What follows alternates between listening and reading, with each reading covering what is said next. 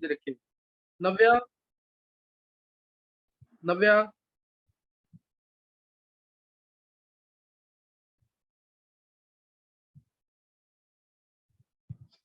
चलो अभी देखना आगे। जो टॉपिक है, प्रोटीन्स के स्ट्रक्चर पढ़ना है। प्रोटीन्स का स्ट्रक्चर मैंने तुम्हें लास्ट टाइम जो करवाया था, लास्ट टाइम हमने क्वेश्चंस किए थे कुछ इसके, आइसोइलेक्ट्रिक पॉइंट के क्वेश्चन करा करके खत्म कर दिया था।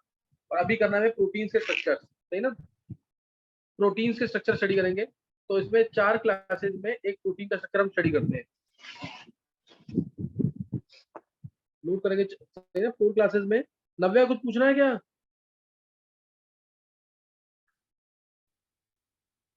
सर आप चलो कुछ अब कह नोट। रहे हो क्या? मैंने कहा कन्वर्जेंस कितनी कर लिया तुम?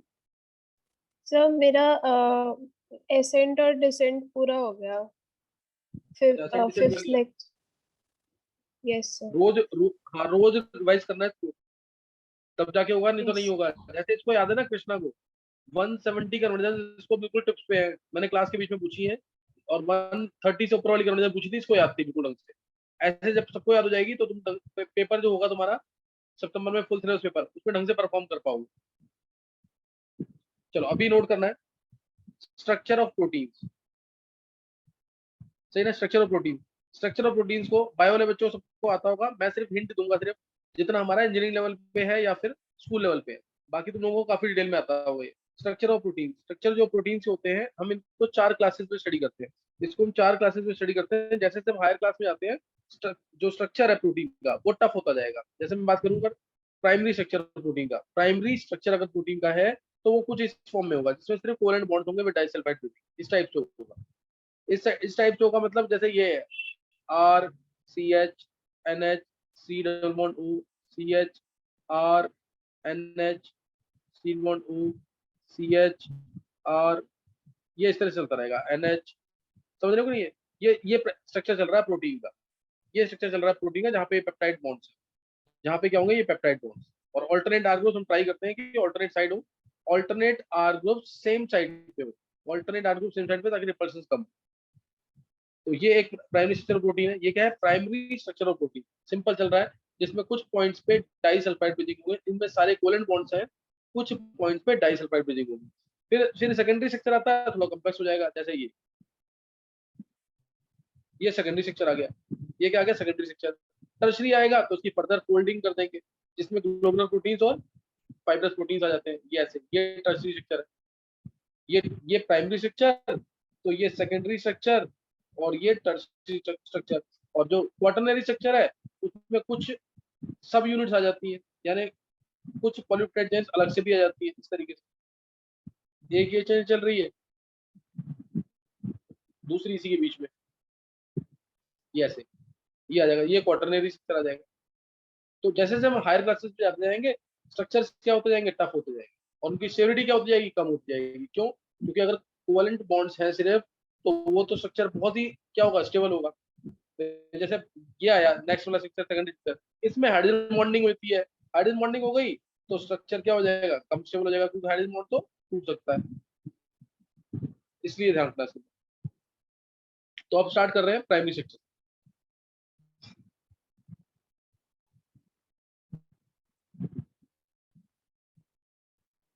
प्राइमरी स्ट्रक्चर इसमें क्या है? जैसे मान लो मैंने तुम्हें बताया ऑलिगोपेप्टाइड्स, पॉलीपेप्टाइड्स और प्रोटीन्स में डिफरेंस क्या है। ऑलिगोपेप्टाइड्स, पॉलीपेप्टाइड्स और प्रोटीन्स में डिफरेंस क्या है? ऑलिगोपेप्टाइड्स क्या है? जिसके अंदर 2 से लेकर 10 तक एमिनो एसिड्स हैं, वो ऑलिगोपेप्टाइड। सबने पढ़ा होगा ये।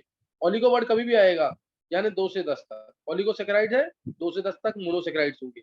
ऑलिगोपेप्टाइड है, 2 से 10 तक क्या होंगे? 2 से 10 तक क्या होंगे? Amino acids. तो ये क्या है? ऑलिगोपेप्टाइड्स। और अगर होता है पॉलीपेप्टाइड्स, जिसमें 10 से 100 के बीच में होंगे, 10 से 100 के बीच में अमीनो एसिड्स हैं, तो वो पॉलीपेप्टाइड है, तब वो पॉलीपेप्टाइड है। और प्रोटीन क्या होगा? अगर 100 से ज्यादा अमीनो एसिड्स हैं तो वो प्रोटीन, 100 से ज्यादा अमीनो एसिड है तो वो प्रोटीन है। ये इनमें डिफरेंस है। ये क्या है? इनमें डिफरेंस है। तो हम पढ़ रहे हैं प्राइमरी स्ट्रक्चर ऑफ प्रोटीन। हम ज्यादातर हम यूज कर लेते हैं पॉलीपेप्टाइड्स या प्रोटीन, दोनों को सेम मान लेते हैं, लेकिन अदरवाइज अगर कोई डिफरेंस पूछता है तो डिफरेंस बोलेंगे कि पॉलीपेप्टाइड में 10 से लेकर 100 तक अमीनो एसिड होंगे, लेकिन प्रोटीन में 100 से ज्यादा अमीनो एसिड होते हैं। अकेला प्रोटीन जिसमें 100 से कम है अमीनो एसिड, वो क्या है? इंसुलिन। इंसुलिन जिसमें 51 एमिनो एसिड्स है, इसमें क्या है 51 एमिनो एसिड। तो अब मैं बात कर रहा हूँ प्राइमरी स्ट्रक्चर की, मैं बात कर रहा हूँ प्राइमरी स्ट्रक्चर की। प्राइमरी स्ट्रक्चर क्या होता है? The sequence in which various amino acids are linked to one another in a protein. वो मैंने तुम्हें स्ट्रक्चर बता ही दिया, ये प्राइमरी स्ट्रक्चर है। द सीक्वेंस जैसे ग्लू, वेल, हिस्टिडीन, इस तरीके से ये ऐसे बहुत सारे एमिनो एसिड लिंक्ड है। तो ये क्या है? Primary structure. The sequence in which various amino acids are linked to one another in a polypeptide chain या in a protein through covalent bonds, and at some points we have disulfide bridging। तो अगर amino acids covalent bond से ही linked है plus कुछ point पे disulphide bridging है, तो इसको बोलेंगे हम प्राइमरी स्ट्रक्चर। ये बोर्ड में क्वेश्चन पूछा हुआ है, कौन से फोर्सेज स्टेबलाइज करते हैं प्राइमरी स्ट्रक्चर को? तो बोला covalent bonds with disulphide bridging, covalent bonds with disulphide bridging, ये ध्यान रखना इसके अंदर।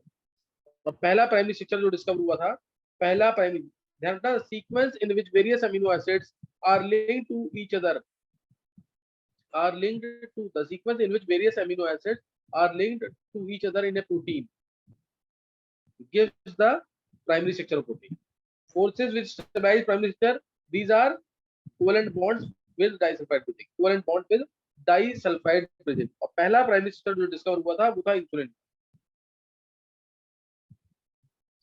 इंसुलिन का था पहला प्राइमरी स्ट्रक्चर जो डिस्कवर हुआ था, वो किसका था? इंसुलिन का। इंसुलिन का काम तुम्हें पता है, इंसुलिन क्या है? इंसुलिन क्या है? ये पॉलीपेप्टाइड हार्मोन है, polypeptide hormone which is secreted by pancreas. Insulin क्या है? पूछ सकते हैं ये। इंसुलिन क्या है? Polypeptide hormone which is secreted by pancreas and it, और इसका काम क्या होता है? इट मेंटेन्स, आजकल तुम्हें पता है ना इंसुलिन के इंजेक्शन लग रहे हैं, इंजेक्शन लग रहे हैं, किस वजह से लगते हैं? डायबिटिक पेशेंट्स को मेनली। क्या होता है? It controls sugar level in the blood, it controls, it maintains sugar level। insulin जो है it is a polypeptide hormone secreted by pancreas and maintains sugar level in the blood।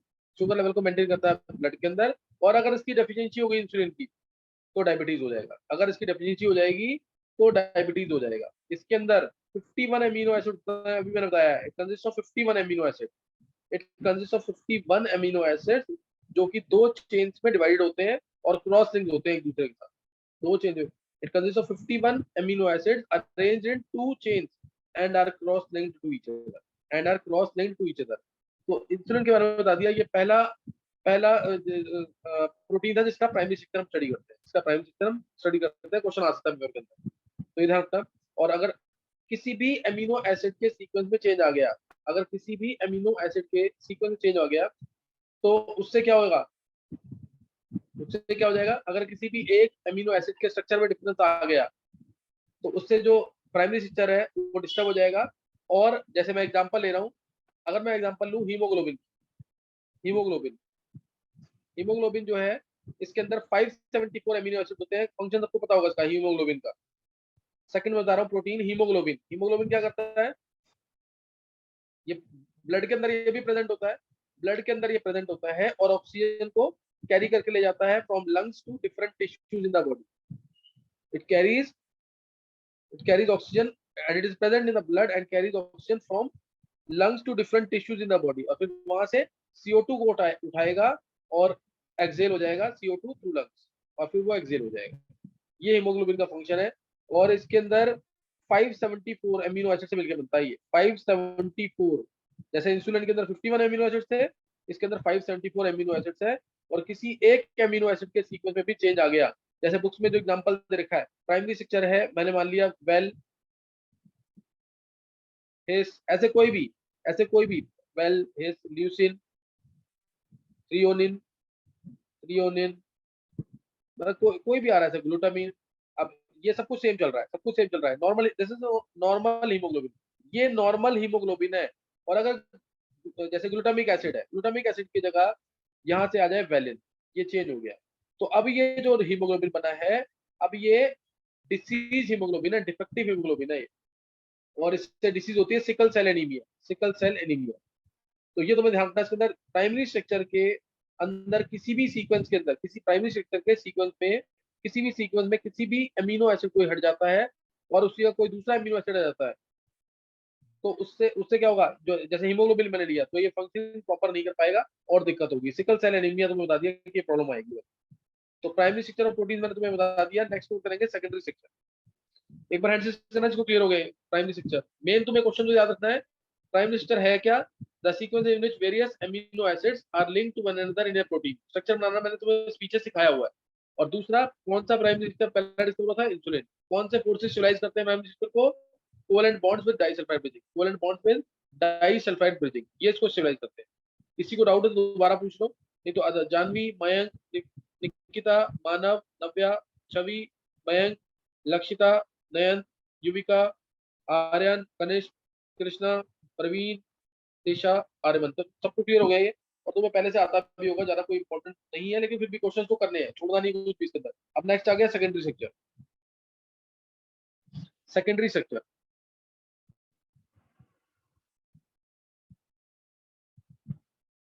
Secondary structure अब primary structure ये है।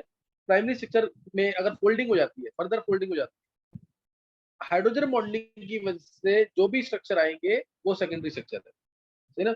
The shape और the confirmation, the shape और the confirmation which the the polypeptide chain assumes as a result of hydrogen bonding. The structure which comes through hydrogen bonding, which comes as a result of hydrogen bonding, gives the secondary structure of protein.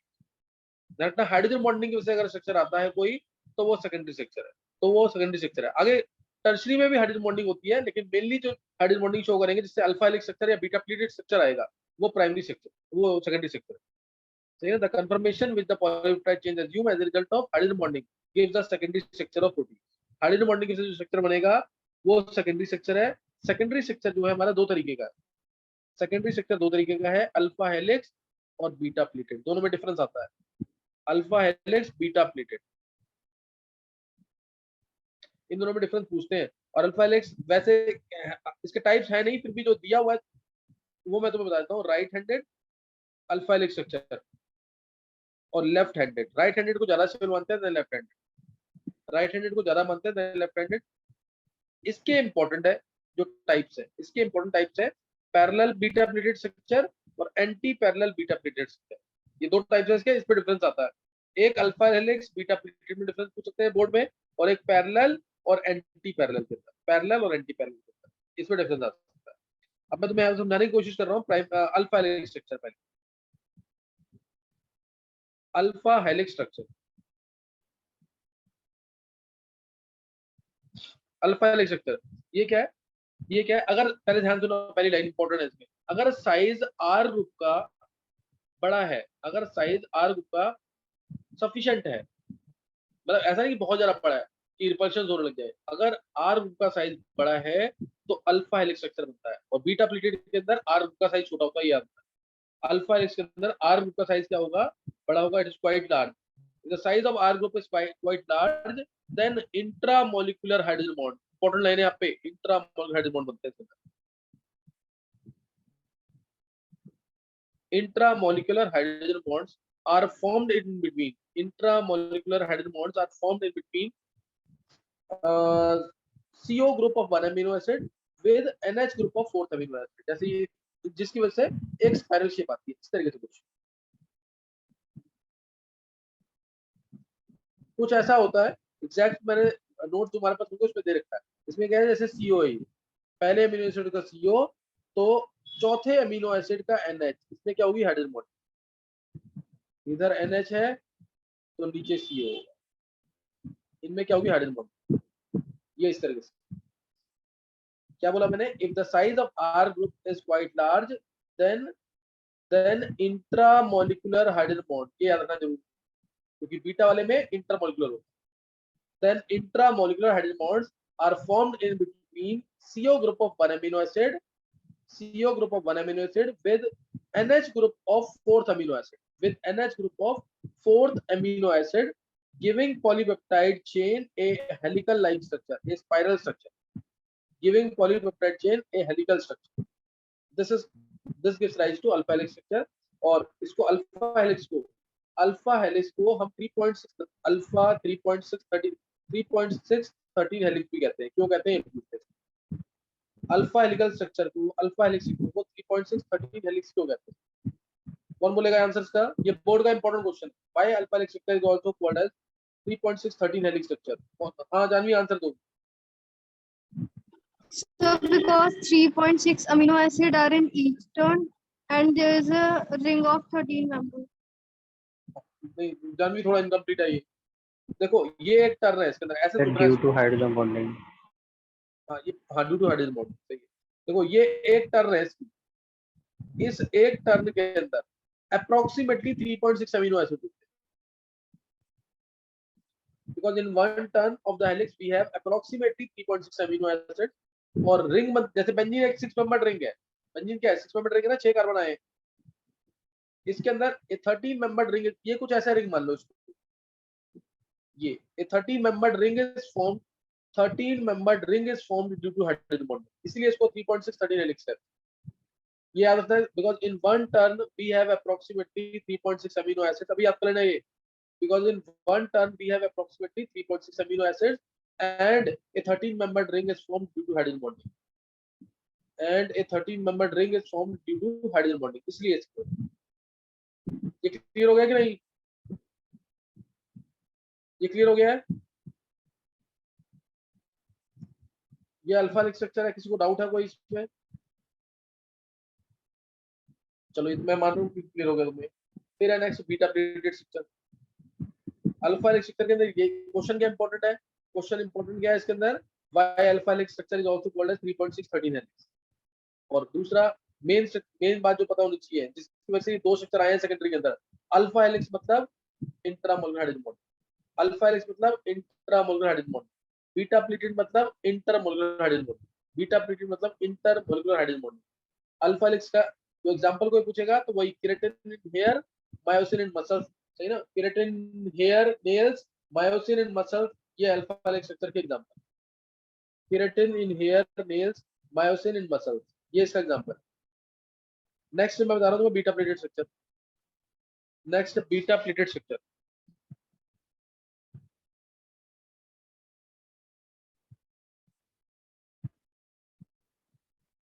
Beta pleated structure. अब beta pleated structure क्या है, ignore करेंगे। Beta pleated structure और beta sheet structure और simply beta structure एक ही बात है।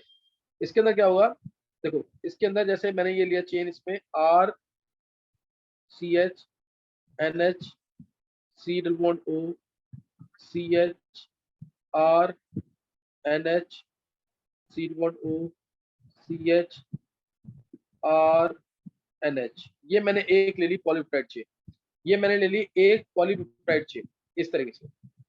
ऐसे ही दूसरी पॉलीपेप्टाइड चेन होगी, R C H N H C double bond O C H R C H R N H C double bond O C H R N H, ये इस तरह से चल रहा है कुछ, ये इस तरह चल रही थी। तो इसमें क्या हुआ, अब ये दो पॉलीपेप्टाइड चेन ली मैंने, इन दोनों में क्या होगी, बीच में देखो इंटरमोलुलर हाइड्रोजन बॉन्डिंग, ये बन गई, ये इधर आगे बनाएगा, ये आगे बनाएगा, क्लियर हुआ कि नहीं? ये ऐसे एक शीट बन जाएगी, ऐसे क्या बन जाएगी, एक शीट, ये ऐसे एक शीट बन जाएगी। और इसमें क्या हो रहा है, in this beta plated structure intermolecular hydrogen bonds are formed, intermolecular hydrogen bonds are formed in between various polypeptide chains, in between various polypeptide chains, and like this many sheets are formed। इस तरह से बहुत सारी sheet बनती है, which are stacked over, which are kept over one another, which are kept over one another, and this gives complete beta pleated structure, this gives complete beta pleated structure। कोई doubt किसी को उसमें? Beta pleated structure समझाया क्या है? ये book like structure होता है, ये बुक लाइक स्ट्रक्चर होता है। इन दिस क्या बोलेंगे इसके अंदर, in this intermolecular hydrogen bonds are formed in between various polypeptide chains, in between various polypeptide chains through intermolecular hydrogen bonds, सही ना? ये वर्ड आता है through intermolecular hydrogen bonds। This gives a sheet like structure, this gives a sheet like structure, then various sheets formed they are stacked over, yeah, they are kept over one another like pages of a book, and this gives complete beta pleated structure और beta sheet structure. और ये structure दो तरीके का है, parallel और anti parallel, यही समझ आ जाएगा. पैरेलल और दूसरा एंटी पैरेलल. पैरेलल क्या होगा, अगर जितनी भी पॉलीपेप्टाइड चेन्स है, if they are running in the same direction, जितनी भी पॉलीपेप्टाइड चेन है, ये एक चेन है, ये दूसरी चेन है, if they are running in the same direction, अगर ये सेम डायरेक्शन में रन करती है, अगर ये सेम डायरेक्शन में, देखो यहाँ पे CH है तो यहाँ पे भी CH है, नीचे NH है तो नीचे भी NH है, if they are running in the same direction, then it is called as parallel beta pleated structure, then it is called as parallel beta pleated structure. तो इसे पैरेलल बीटा प्लेटेड स्ट्रक्चर कहेंगे. And if there, अगर मैं इसको उल्टा कर दूं, upside down कर दूं, इसको N को ऊपर कर दूं, C को नीचे कर दूं, तो ये हो जाएगा एंटी पैरेलल. ऐसे जितनी भी शीट बन रही, जितनी भी पॉलीपेप्टाइड चेन्स है, सबको अल्टरनेट कर दूं, तो इसे क्या बोलेंगे, anti parallel beta pleated structure. तब उसे बोलेंगे anti parallel beta pleated structure. If all the polypeptide chains they are running in the same direction, if all the polypeptide chains are running in the same direction, that is all C terminals are aligned head to head and all N terminals are aligned tail to tail, then it is called as parallel beta pleated structure. Then it is called as parallel beta pleated structure. तो इसे parallel beta pleated structure बोलेंगे, तब parallel बोलेंगे इसको parallel beta pleated structure. इसकी example भी वही है, myosin in muscles और keratin in hair. और एंटी पैरेलल में, if all the polypeptide chains they are running in alternate direction, if all the polypeptide chains are running in alternate direction, that is all C terminals are aligned head to tail and N terminals tail to head, then it is called as anti parallel beta pleated structure. Example silk protein fibroid, इसका example silk protein fibroid, ये आ गया. और ध्यान रखना, मैंने तुम्हें secondary sector में दो पढ़ाए, एक अल्फा हेलिक्स और एक बीटा प्लेटेड. अल्फा हेलिक्स के अंदर आर ग्रुप बड़ा था, इसके अंदर आर ग्रुप छोटा है, उसके अंदर इंट्रामोलकुलर बॉन्ड्स है, इसके अंदर इंटरमोलकुलर बॉन्ड्स है. अल्फा हेलिक्स स्ट्रक्चर ज्यादा कॉमन होता है, बीटा प्लेटेड स्ट्रक्चर कम कॉमन होता है. अल्फा हेलिक्स स्ट्रक्चर कॉमनली दिखता है, commonly we can find alpha helix structure commonly, ये बहुत यूजुअली मिल जाता है, लेकिन बीटा प्लेटेड स्ट्रक्चर आसानी से नहीं मिलता है, ये नहीं मिलता आसानी. किसी को डाउट तो नहीं है, एक बार हैंड रेज करेंगे जिसको सेकेंडरी स्ट्रक्चर समझ आ गया पूरा. सेकेंडरी स्ट्रक्चर,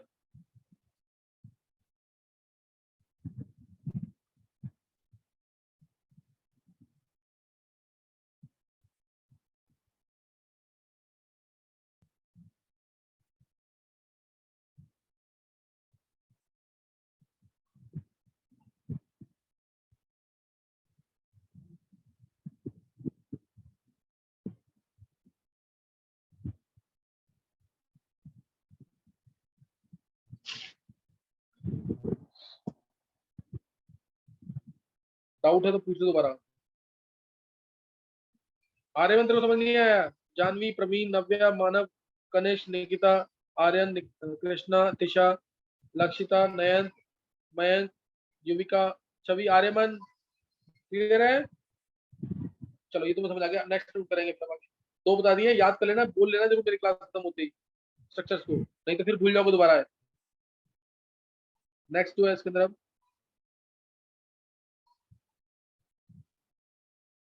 अब नेक्स्ट नोट करना tertiary structure. Tertiary structure, further folding of the secondary structure. अगर हम सेकेंडरी स्ट्रक्चर की फर्दर फोल्डिंग करेंगे तो हमें टर्शियरी स्ट्रक्चर मिलेंगे. और टर्शियरी स्ट्रक्चर के अंदर हमें मेनली दो तरीके के मॉलिक्यूलर स्ट्रक्चर स्टडी करने हैं. टर्शियरी स्ट्रक्चर में further folding of the secondary structure will give tertiary structure. Tertiary structure में हमें दो तरीके के स्ट्रक्चर स्टडी करने हैं, दो स्ट्रक्चर स्टडी करने हैं. एक है हमारा फाइब्रस प्रोटीन और दूसरा ग्लोबुलर प्रोटीन. ग्लोबुलर प्रोटीन, ये दो स्टडी करने हैं, फाइब्रस और globular. Fibrous protein, globular protein, ये किसमें, टर्शियरी स्ट्रक्चर के अंदर हमें दो तरीके के स्ट्रक्चर स्टडी करने हैं, फाइब्रस और ग्लोबुलर. या classification of proteins on the basis of molecular structure आता है, दोनों दिखाने थे. Classification of proteins on the basis of molecular structure आता है, तो दो तरीके बताने हैं, फाइब्रस और globular, on the basis of molecular structure. Fibrous protein इसके नाम से लग रहा है कि इसमें प्रोटीन्स की शेप जो होगी, इसमें जो पॉलीपेप्टाइड चेन की शेप होगी फाइबर लाइक यानी लीनियर होगी. In this polypeptide chains assume linear thread-like molecule. In this polypeptide chain assume linear thread-like molecule. और ग्लोबुलर में नाम से पता लग रहा है ग्लोब यानी sphere. In this polypeptide chain assume shape of A sphere, spherical shape. इसमें क्या आती है? Spherical shape. पहला डिफरेंस तो शेप के बता देंगे। लीनियर फाइब्रस प्रोटीन जो होते हैं, फाइब्रस प्रोटीन के अंदर, फाइब्रस प्रोटीन के अंदर बहुत सारे पॉइंट्स पे, सही ना, they are held together at various points by hydrogen bonding. They are held together by they are held together at various point by hydrogen bonding. Hydrogen bonding जैसे ये था ना, एक अभी मैंने पीछे बताया सर, ये तो यहाँ बीच में हाइड्रोजन बॉन्डिंग होगी, hydrogen bonding, hydrogen bonding, hydrogen bonding इस तरीके से। तो जो ना फोर्सेस स्ट्रॉन्ग होते हैं इसके अंदर फोर्सेस स्ट्रॉन्ग है, इस वजह से ये पानी में insoluble. They are held together at many points by intermolecular hydrogen bond. देना जरूर इंटरमॉलिक्यूलर हाइड्रोजन बॉन्ड, जिसके अंदर फोर्सेस स्ट्रॉन्ग आते हैं तो ये पानी में इनसॉल्युबल है। अब क्योंकि इसके अंदर फोर्सेस स्ट्रॉन्ग है, इस वजह से इनमें टेम्परेचर और पीएच का इफेक्ट नेग्लिजिबल है। टेम्परेचर और पीएच का effect negligible because of strong forces. तो फाइब्रस प्रोटीन की एग्जांपल भी, इसमें भी एग्जांपल केराटिन इन हेयर, मायोसिन इन मसल्स। केराटिन इन हेयर, मायोसिन इन मसल्स। केराटिन इन हेयर, मायोसिन इन मसल्स बहुत सिंपल है, बोर्ड के लिए बहुत इंपॉर्टेंट। फाइब्रस प्रोटीन मतलब पॉलीपेप्टाइड की चेन की shape linear thread like molecules, intermolecular bonds होंगे वेरियस पॉइंट्स पे। फोर्सेस स्ट्रॉन्ग है इसलिए पानी में इनसॉल्युबल है। टेम्परेचर फोर्सेस स्ट्रॉन्ग है इसलिए ऐसे याद रखना है कि टेम्परेचर और पीएच का इफेक्ट नेग्लिजिबल। केराटिन इन हेयर, मायोसिन इन मसल्स का एग्जांपल। और इसके अंदर स्फेरिकल शेप है और इसके अंदर फोल्डिंग ऐसे होगी, इसका ग्लोब में जो फोल्डिंग होती है वो ऐसे होगी कि वाटर लविंग पार्ट वो आउटसाइड द स्फीयर है, CONH बाहर, CHR अंदर, वाटर हीटिंग पार्ट अंदर की तरफ होगा। Water loving part outside the sphere, water heating part यानी R पार्ट अंदर होगा स्फीयर। तो वाटर लविंग पार्ट बाहर है तो ये पानी के साथ हाइड्रोजन बॉन्ड बनाते हैं। इसके अंदर जनरली क्या होती है, ग्लोबुलर प्रोटीन के अंदर जो फोर्सेज होते हैं ना, इसमें 4 तरह के फोर्सेज है। चाहे क्वेश्चन ये बोर्ड में आया हुआ question, types of forces which stabilize globular protein और टर्शियरी स्ट्रक्चर ऑफ प्रोटीन। और टर्शियरी स्ट्रक्चर ऑफ प्रोटीन कौन से फोर्सेज है जो स्टेबलाइज करते हैं टर्शियरी स्ट्रक्चर ऑफ प्रोटीन? तो इसमें फोर्सेज जो है, पहला डाइसल्फाइड ब्रिजिंग, ये इसको स्टेबलाइज करता है। दूसरा हाइड्रोजन बॉन्डिंग, हाइड्रोजन बॉन्डिंग। तीसरा dipolar interactions, CO negative, NH3 plus, NH3 plus, CO negative और NH3 प्लस, डाइपोलर इंटरेक्शन। और चौथा R और R में dispersion of metal force.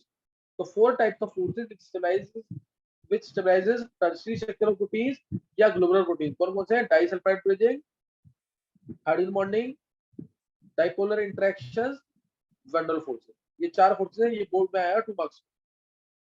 Tertiary structure of proteins को कौन से फोर्सेस स्टेबलाइज करते हैं? मैंने तो बताया ये पानी के अंदर सॉल्युबल होंगे क्योंकि इसमें फोल्डिंग ऐसे होगी ग्लोब के अंदर कि वाटर लविंग पार्ट बाहर की तरफ है, वाटर हीटिंग पार्ट इनसाइड है, तो इसलिए सॉल्युबल है पानी के अंदर। ये सॉल्युबल है वाटर के अंदर, they are soluble in water, soluble in water. Temperature और पीएच का इफेक्ट होता है, टेम्परेचर और पीएच का इफेक्ट होता है। Sensitive to temperature, sensitive to change in temperature और pH. They are sensitive to change in temperature और पीएच, ये तुम्हें ध्यान रखना है। They are sensitive to change in temperature और पीएच, ये तुम्हें इसका ध्यान रखना है। तो ये फाइब्रस प्रोटीन और ग्लोबुलर प्रोटीन में डिफरेंस है और बहुत इंपॉर्टेंट है। ग्लोबुलर प्रोटीन से मैं एग्जांपल दे रहा हूँ, एक टॉपिक मैं करा रहा हूँ यहाँ पे तुम्हें, एक टॉपिक करा रहा हूँ डीनेचुरेशन ऑफ प्रोटीन। सबको आता होगा ये topic, denaturation of protein. 2-3 minute में बोल रहा हूँ इसको, डीनेचुरेशन ऑफ प्रोटीन। इसके बाद है क्वाटरनरी स्ट्रक्चर। डीनेचुरेशन ये जल्दी हो जाएगा, जल्दी से, बहुत छोटा सा टॉपिक। Denaturation of protein. देखो एक नेटिव प्रोटीन क्या होता है, डेफिनेशन आई भी है बोर्ड में 1 मार्क में। What is native protein? Native protein वो है जिसका एक यूनिक 3D स्ट्रक्चर हो और एक स्पेसिफिक बायोलॉजिकल एक्टिविटी हो, उसे कहते हैं नेटिव प्रोटीन। रॉ प्रोटीन कह सकते हैं। Native protein which has a unique 3D structure and specific biological activity is called as native protein. और जब इस नेटिव प्रोटीन पे हम टेम्परेचर चेंज करेंगे या पीएच चेंज करेंगे, टेम्परेचर चेंज करेंगे या पीएच चेंज करेंगे, तो इसकी बायोलॉजिकल एक्टिविटी लॉस्ट हो जाती है। जैसे एग्जांपल ले रहा हूँ मैं, एग्जांपल में ले रहा हूँ, सपोज हमारे पास मिल्क है, मिल्क में अगर हमने, मिल्क के अंदर अगर हमने लेमन डाल दिया, है ना, दूध में अगर हमने नींबू डाल दिया, लेमन डाल दिया, तो क्या होगा? मिल्क इनिशियली क्या था? वाटर में सॉल्युबल था, लेकिन जैसे ही लेमन डाला तो चीज बन जाएगा, चीज बन जाएगा। अब वो पानी में इनसॉल्युबल, अब वो पानी में इनसॉल्युबल है। तो ये मिल्क जो था एक्चुअल में ग्लोबुलर प्रोटीन था। जैसे ही हमने पीएच चेंज किया तो इमीडिएटली ग्लोबुलर प्रोटीन कन्वर्ट हो गया किसमें, वाटर इंसॉल्युबल पार्ट में, यानी फाइब्रस प्रोटीन के अंदर। ये this is called as denaturation, this is called as denaturation. और इसमें होता क्या है, इसमें बायोलॉजिकल एक्टिविटी अब लॉस्ट हो गई है, बायोलॉजिकल एक्टिविटी लॉस्ट हो गई है। प्राइमरी सिर्फ सारे स्ट्रक्चर प्रोटीन के डिस्ट्रॉय हो गए हैं, ना कोई सेकेंडरी स्ट्रक्चर बचेगा, ना टर्शियरी स्ट्रक्चर बचेगा, ना क्वाटरनरी। सिर्फ प्राइमरी स्ट्रक्चर जिसके अंदर फोर्सेस बहुत स्ट्रॉन्ग थे, क्यों, क्योंकि उसके अंदर कोवेलेंट बॉन्ड थे with disulphide bridging, that remains intact, all higher structures are disrupted. दूसरा एग्जांपल इसका, कर्ड जब बनता है, मिल्क से कर्ड बनता है, मिल्क से कर्ड बनेगा तो उस केस में भी क्या होता है, कर्डलिंग ऑफ मिल्क, उसमें भी क्या होता है, उसमें हम क्या चेंज करते हैं, उसमें क्या चेंज करते हैं, या फिर कोई और एग्जांपल, जैसे मैंने पीएच चेंज किया। दूसरा एग्जांपल लेता हूं मैं, boiling of egg. Egg boiling में एग इनिशियली, एग के अंदर लिक्विड जो है वो पानी में सॉल्युबल है, लेकिन जैसे ही हम एग को बॉइल कर देते हैं, अब वो क्या हो जाता है, वाटर इनसॉल्युबल, वाटर, क्योंकि डीनेचुरेशन हो गया ना। जो ग्लोबुलर पार्ट था प्रोटीन का, वो कन्वर्ट हो गया किसमें, फाइब्रस प्रोटीन में, बाय चेंज इन टेम्परेचर। तो एग को बॉइल करते हैं तो ये भी डीनेचुरेशन, ग्लोबुलर प्रोटीन कन्वर्ट हो गया फाइब्रस प्रोटीन में, बायोलॉजिकल एक्टिविटी प्रोटीन की लॉस्ट हो गई, प्राइमरी स्ट्रक्चर रहेगा, बाकी हायर स्ट्रक्चर सब खत्म हो जाएंगे। Higher structure they are disrupted, they are destroyed. Example दे दी, curdling of milk, boiling of egg white, boiling of egg white, ये दोनों एग्जांपल है, सही ना, ये दोनों इसकी एग्जांपल है। और इसके अलावा ये इरिवर्सिबल है, डीनेचुरेशन क्या है, इरिवर्सिबल, क्योंकि अगर हम टेम्परेचर पीएच चेंज भी करते हैं, इनिशियल कंडीशन दोबारा भी ले आए, तो भी ये रिवर्ट बैक नहीं करेगा। कुछ एंजाइमिक एक्टिविटीज के अंदर अगर हम टेम्परेचर और पीएच को इनिशियल कंडीशंस पे ले आए तो रिवर्ट बैक कर जाता है, उसे बोलते हैं renaturation. In some enzymatic activity it is possible to revert the process, that is called as renaturation, उसे बोलते हैं रीनेचुरेशन। तो ये मैंने तुम्हें यहाँ पे डीनेचुरेशन भी बता दिया है। एक बार हैंड करेंगे जिसको समझ आ गया, जल्दी से एक बार हैंड करेंगे जिसको समझ आ गया है।